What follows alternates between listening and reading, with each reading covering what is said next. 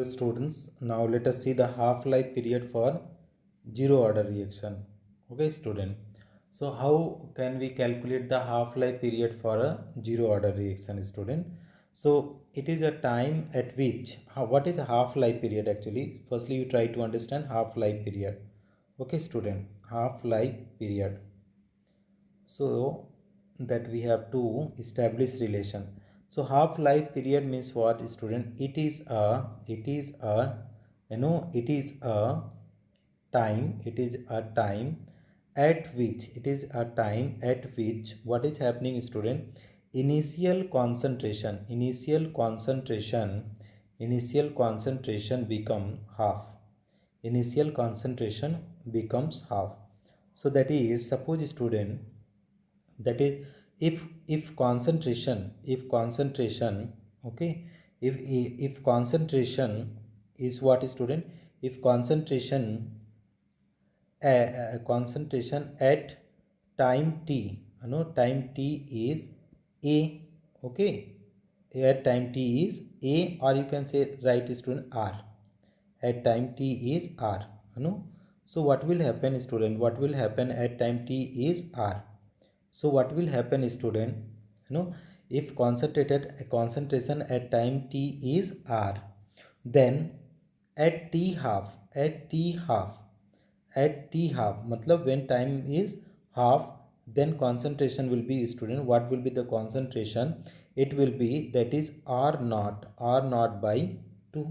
Okay, it will be r naught by 2, half of the initial concentration. Means what is, student? Means that is what we can do. What is meaning of this, student? That is, t will become, t half, that is half life. This is the half life. And what will be other things? R will become r naught by 2. R will become r naught by 2. So this will be the equation. Now student, now these two value we have to put these two value, put the t value and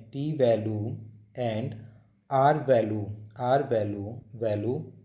in integrated zero order reaction.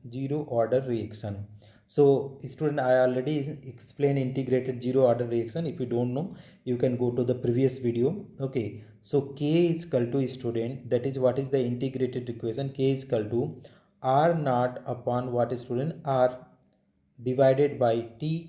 So this is, student, at the place of r we have to put the r naught by 2, and at the place of t we have to put t half.